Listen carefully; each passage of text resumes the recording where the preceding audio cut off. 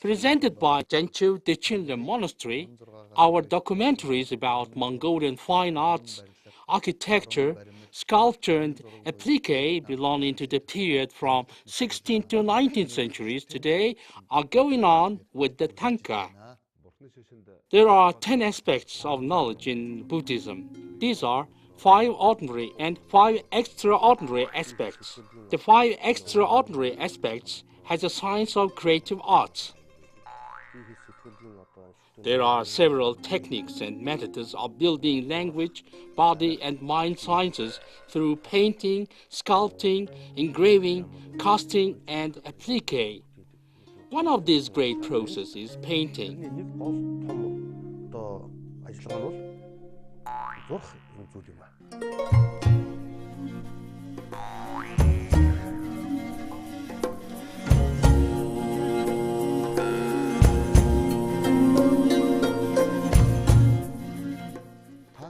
THANGKA can be translated as a painting on a scroll. Origination of THANGKA comes from portrayal of Buddha image from a reflection on the water surface.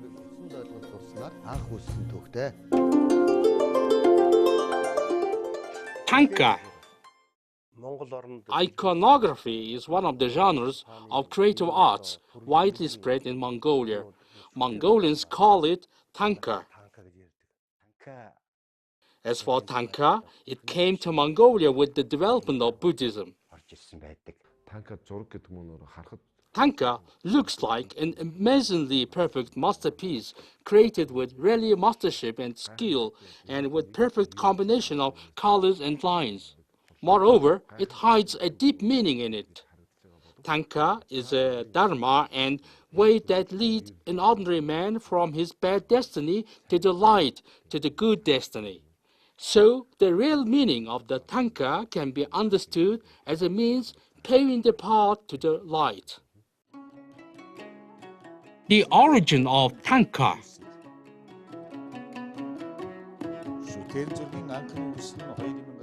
THANGKA was first originated over 2,500 years ago, or during the epoch of the Buddha. When Buddha Shakyamuni was meditating in the forest, there were 2 rich and powerful kings, King Uttarayana of Ravenna and King Bimbisara of Magadha. Although they had never met with each other, the 2 kings had an amicable relationship and sent each other gifts all the time. One time, King Uttarayana sent King Bimbisara magical suit of armor with 5 prerequisites: comfortable to wear for whatever time, difficult to cut, difficult to pierce, turning away poisons, and presenting a splendid appearance. King Bimbisara was astonished, but was unable to think of anything he could give in return that could fit his gift. So he consulted with his wise minister. His minister advised him to commission a portrait of Buddha Shakyamuni, saying, "There is a blessed one in our place, so it would be a very precious gift if we sent the painting of his bodily form and doctrine in return." King Bimbisara accepted the suggestion of the minister and went to the Buddha for consent. When the Buddha sat on the bank of a clear and limpid pond, the artists were so overwhelmed by the splendor and radiance of the Buddha, so they could not draw when looking at him directly. The Buddha, therefore, suggested that the artists copy from the reflection of his body that he cast into a pool of water. The Buddha sat himself by the bank of the pond and the artist sketched his drawing based on the reflection on the water surface and wrote the Buddha's doctrine on the foot of the painting. They put the artwork inside the cases with many other offerings and sent to King Uttarayana with an attachment of a letter reading, "His Excellency the King, please receive my gift coming out from your palace." King Uttarayana was amazed with what kind of gift is sent in to him and went out from the palace to welcome the gift. as requested by King Bimbisara. When the gift was spread to the sight, King's followers venerated it as God would honor. King Uttarayana asked, "Whose portrait is it?" When his ministers spoke about the wisdom of the Buddha, King Uttarayana was very delighted and said, "Is this such a wonderful man at this time?" and exalted the Buddha image in the palace for reverence. That night, the king had an intuitive understanding of reality. It is an origination of THANGKA, or the portrayal from a reflection of water. There is a source that comes out from the light, and there are stories about numerous artists and craftsmen. The most important thing in creating THANGKA is structural grid. Buddha personally gave a teaching on the structural grid. All teachings and dharma on structural grid are found in 108-volume Sutra Ganjur. Buddha himself taught about this as perfect proportion or lines. Structural grid means line, so it is about setting dimensions and limits. Structural grid means to draw proportions and forms of deities right. Can you imagine how terrible it would look, the deity without proportion, when it is ensouled? A painting which is drawn in strict accord with structural grid with dharma is the THANGKA. By creating deity, structural grid must be done as it is taught in dharma. As for the background, sky, landscape, flower, and nature to be depicted on the THANGKA are up to the artist. This makes Mongolian THANGKA distinctive. This is a structural grid. It is a structural grid for deity's face. There are vertical, horizontal, diagonal, angled, and even circle ones.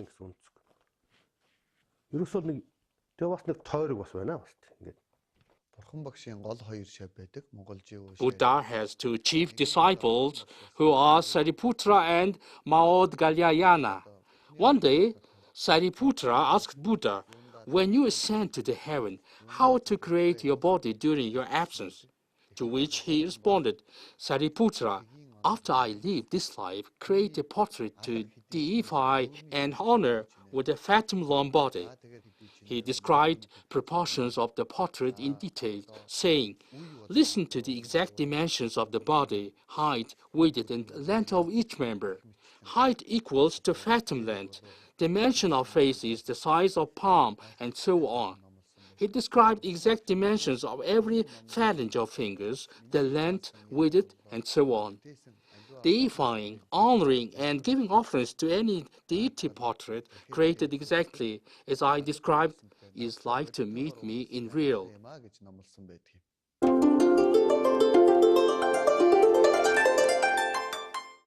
When looking at Mongolian THANGKA, several distinctive features can be seen that differ from those of other countries. Mongolian THANGKA is specific in simple words, for features of the locals can be found on the faces and bodies of the deities. For instance, when you see Tibetan THANGKA of green or white Tara, you will find features a Tibetan woman. That is true of Indian THANGKAs. Like this, when you see Mongolian THANGKAs of white and green Taras, you will find features of beautiful Mongolian women. Of course, besides features of ordinary Mongolian, more divine beauty is depicted on the THANGKA. Scholars and researchers explain in many different ways that THANGKAs in different Buddhist countries differ from each other in colors and techniques they are created with. This special quality is especially color choice of Mongolians. The basic 5 colors are white, yellow, black, red, and green. Firstly, 16 shades are made from these basic colors, then 32, then 64, and 108 shades. Each color has its symbols. Blue is named as father color. Dharma says painting is more illustrious when it has much blue colors. Green color gets firm wherever it is applied. Too much yellow color is striking and fades other colors. So the artist has to master the skill which needs for matching colors. White is great color for all other colors, and shades are made and mixed with. In addition to THANGKA, our Buddhist artists used to create it with natural earth dye and natural dyes highlighting pure gold. Nowadays, it is all about fine arts, THANGKAs, monastery, and temple architecture. All genres that can be in arts have been developed in Mongolia. During conducting researches, THANGKA structural grid or perfect dimension passed down by High Saint Zanabazar from generations to generation have kept by Mongolians so far. This is very important in THANGKA. Great representatives like Zanabazar were on vanguard in THANGKA painting. They are outstanding representatives of Asian arts. The High Saint had upgraded and adjusted the structural grid lines to Mongolian tradition for creating Buddhas, THANGKA, and even the ties of Mongolian lamas.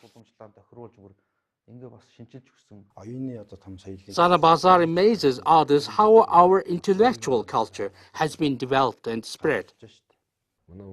High Saint Zanabazar was Pandita. Pandita is the title awarded to scholars who have mastered 5 sciences. Having mastered the creative arts, he was not restricted to being a theoretician only, but he was a creator. He used to create real, tangible works. There were distinctive features and specifics that distinguish from other Asian nations. These are evident from his works, traditions. Image of Buddha with his 32 major characteristics and 80 minor characteristics. It is proved once again that he created really unmatched and priceless artworks that reached perfection. This tradition is passed down well. Biography of Undurgigen.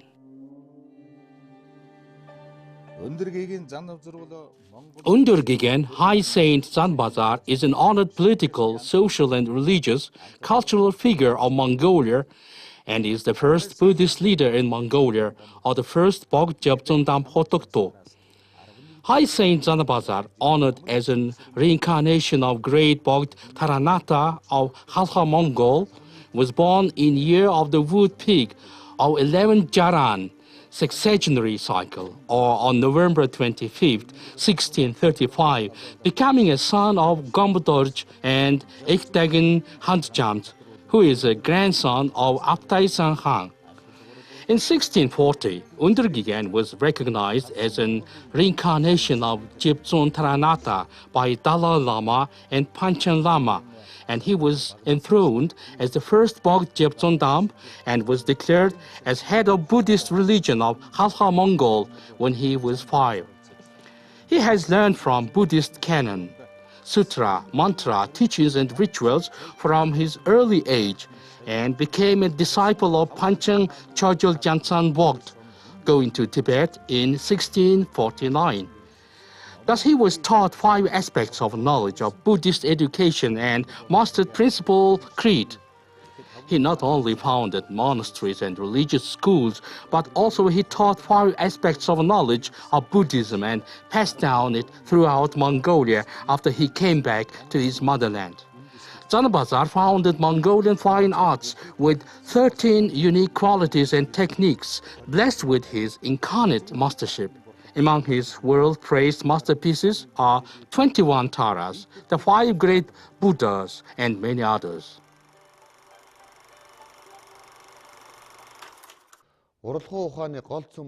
THANGKA as the core of the creative arts is divided as body, speech, and mind vajras. Deity's portrait is body. Speech means writing Buddha's teachings and doctrine. Mind means drawing and creating sutra. In THANGKA, there is a structural grid for creating portrait of real human apart from that of deity. If the portraits of certain Hotuktos, reincarnated and accomplished lamas are depicted seated on a cushion of 3 colors, then it means that the portrait is done during lifetime of the lamas. If the cushion is drawn with 5 colors, it means that the portrait is painted after the accomplished lama abandoned this world. There is a teacher, Lawam Batam Jonai. He draws sketches upon making structural grid. Thereby, structural grid must be done with great accuracy. One cannot paint tentatively. Since the ancient times, monasteries and temples have had disciple-centered training for preparing Buddhist iconographical artists. In particular, these trainings reached the peak in the 16th to 19th centuries. To learn creating a THANGKA, the artists firstly practice making frame, canvas preparation, and then painting simple things such as mountain, river, plant, animal, leaf, flower, and the sky. After learning painting in perfect manner, they have got to drawing deity eyes.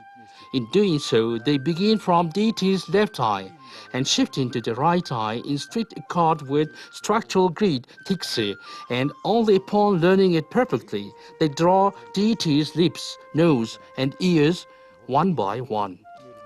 Afterwards, they learn to depict the face of the deity wholly.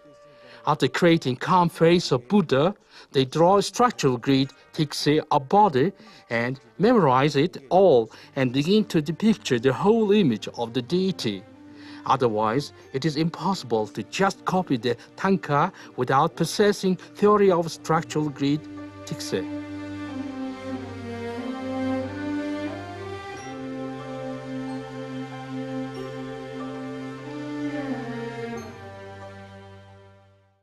Only after mastering structural grid, artists get to learn the following of techniques through tough training and enormous efforts and hard work.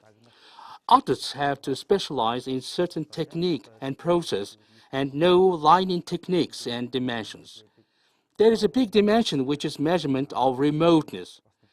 There is no portrait of deity too small in size in the center of the given dimension, nor too big in size. Training on remoteness is compulsory. The knowledge on colors goes on. We are creating THANGKKAs with natural earth dyes.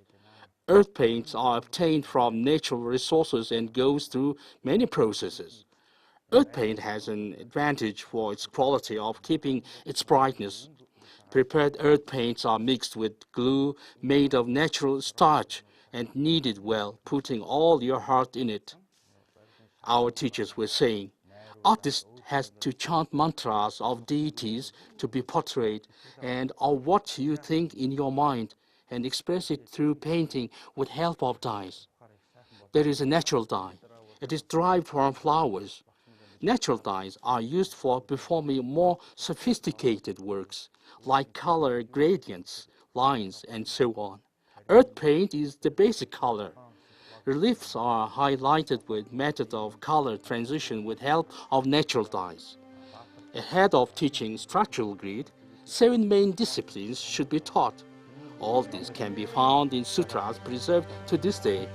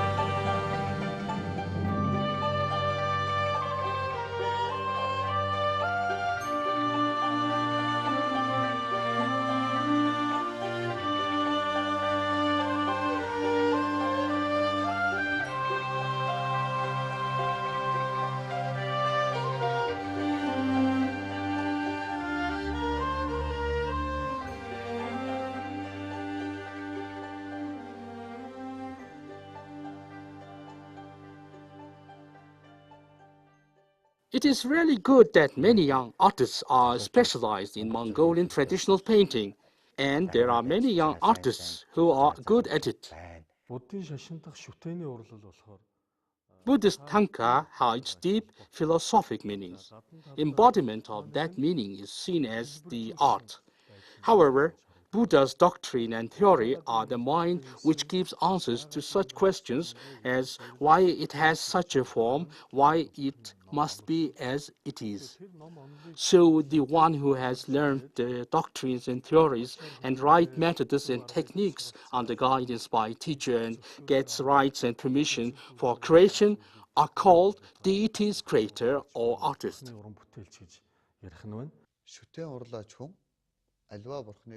The most important thing in portraying deity for an artist is to perform meditation on deity he is portraying. It is absolutely essential to chant mantras of the deity in the process of creating THANGKA. Moreover, the artist is tabooed to eat meat and go to various places in order to keep his mind and body pure. When painting deity's eyes, a certain day is chosen which is auspicious to the monastery and individual who have the THANGKA created to open the eyes of the deity. After opening eyes, lamas chant mantra and perform certain rituals to ensoul and bring the deity to life. Thereby, the THANGKA comes to be a real living relic to worship, deify, and present offerings to. In order to make people understand relics, it ought to say it is absolutely different from drawing animals, mountains, rivers.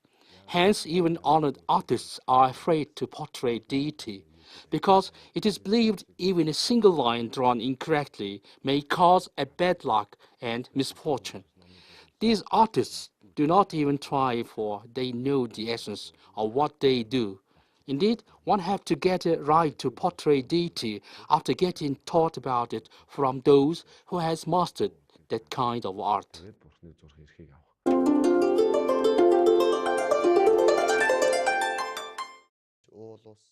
Scenic nature, mountains, rivers, clouds, the sun and moon, water are mostly depicted on the background of the most THANGKAs with the deity images in front. Meanwhile, new genres have occurred as Naktang, Gartang, Martang, Sirtang, or white background, red background, black background, and gold background that are big representatives of the Mongolian THANGKA. There are four types of THANGKA distinguished in colors of backgrounds. THANGKA with black background is named Naktang, red background Martang, white background Gartang, and gold background is Sirtang. Naktang or background. Deities such as Shakyamuni Buddha or Jisinsulhi, the medicine Buddha or Otachmanal, Paltan Thamo or Chokdokhin Tengri, and Mahakala or Gombo are drawn on black background and look glorious for being decorated with gold. These THANGKA paintings on a black background are called Naktang.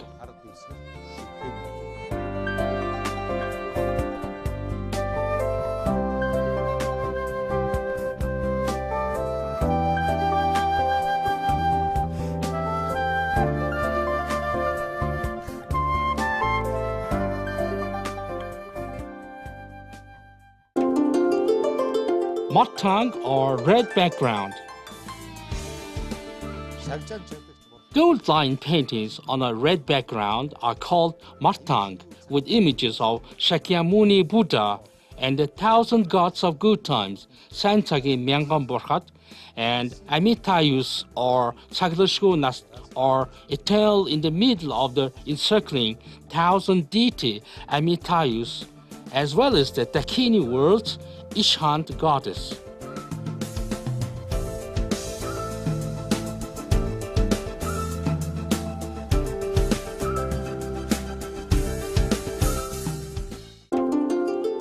Sirtang or gold background. Since the ancient times, Mongolians used to create deities on a golden background with lines expressing magnificence to bring the art of THANGKA painting, iconography art of Buddhism, to a perfect level. In particular, Bok Chonghapa or Sang Oyung Altart and Undergegan Zanbazar are portrayed on a golden background that is classified as Serteng.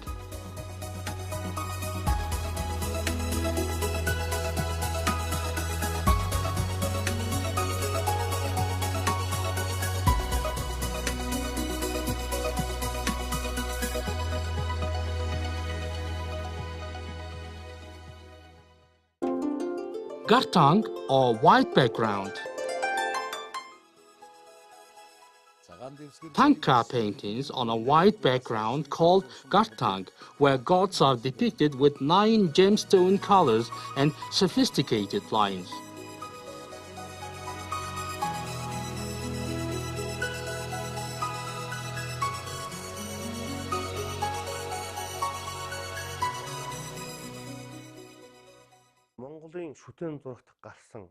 Methods of expressing essence of any THANGKA painting are very specific, harmonized with nature. Whether for Mongolians are a nomadic nation, they do understand the essence of the nature in general and make certain ways of its expression. This has been embodied in THANGKA paintings. It's obvious that all creative artworks, including THANGKA paintings belonging to 16th to 19th centuries, were done with earth dyes. It is really amazing that after 300 to 400 years, these THANGKA paintings have kept its original color shadows.